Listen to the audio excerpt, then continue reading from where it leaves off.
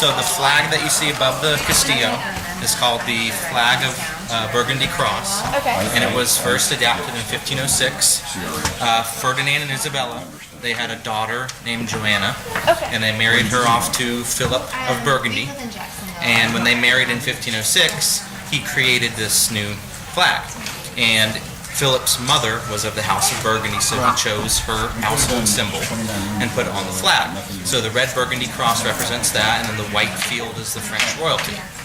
So that flag was used until about 1785, and it was a flag that flew a lot in New Spain. So when Spain was colonizing the Americas, it flew over a lot of the forts, a lot of the new settlements. It flew in Mexico City. It was the flag of the Viceroyalty of New Spain. It was a Spanish regimental flag, and for a couple hundred years it flew on Spanish ships. So it is actually a form of St. Andrew's cross, like the flag of Scotland, and it's supposed to represent the crucifixion of St. Andrew.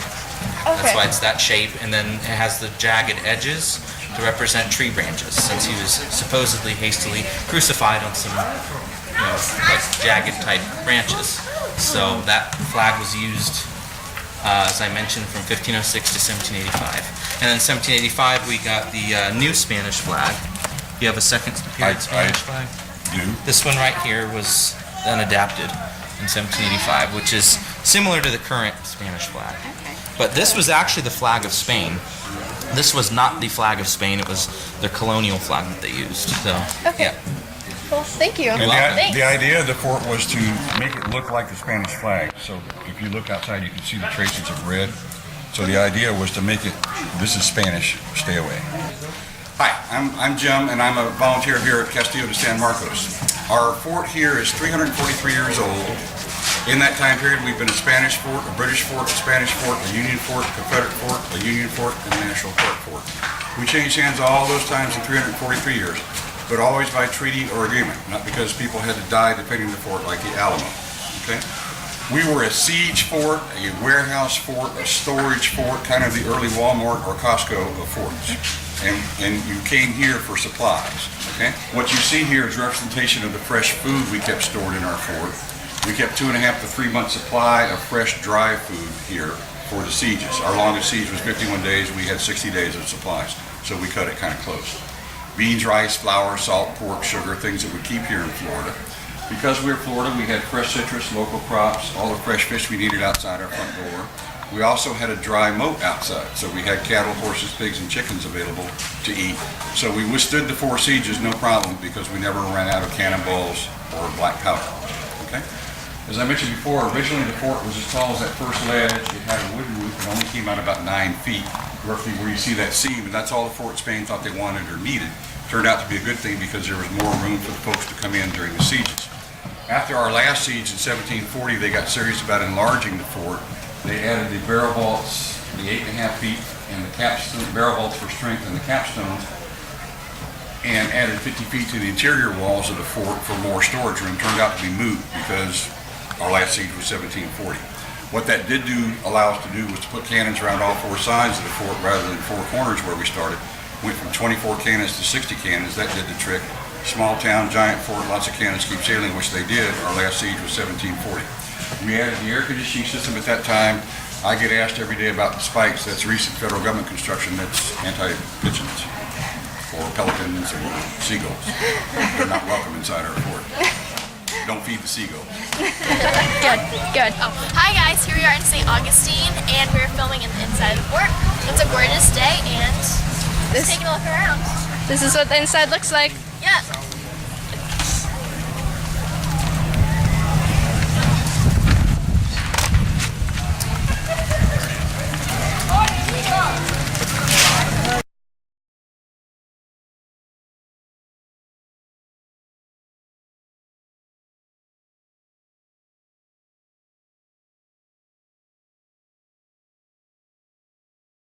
This is the powder room.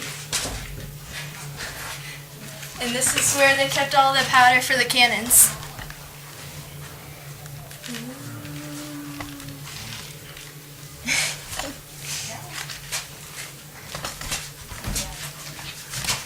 Hi. That's me.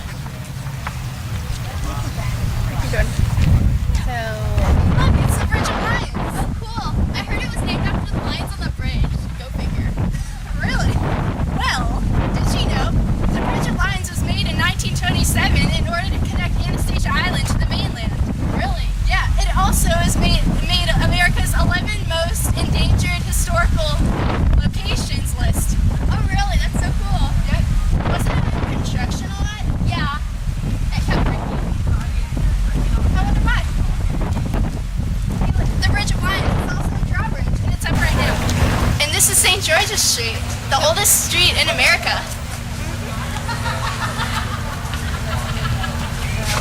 I have to like do it when he's not home. Like, for Adam? That's crazy. Let's go. Shouldn't we be filming? No. Ice cream's too good. Oh yeah. Hey, look, Taylor. It's the oldest living schoolhouse in St. Augustine, Florida. Oh, cool.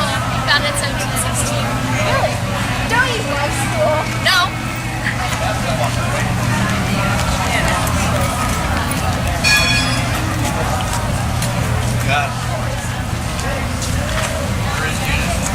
Cool. Is this where Jesus was crucified? No. I think he was crucified in Jerusalem. Oh yeah, just kidding. Of course you were. This cross actually signifies the first place a Christian cross is built or placed in America in 1565.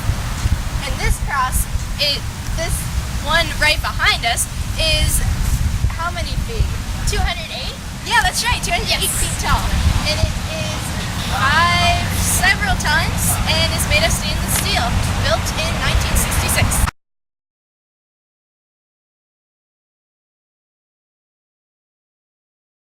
Welcome to St. Augustine! Welcome to St. Augustine.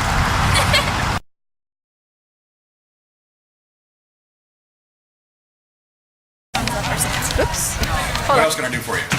I think You can edit that out. Hi guys, here we are. Wait, at St. restart.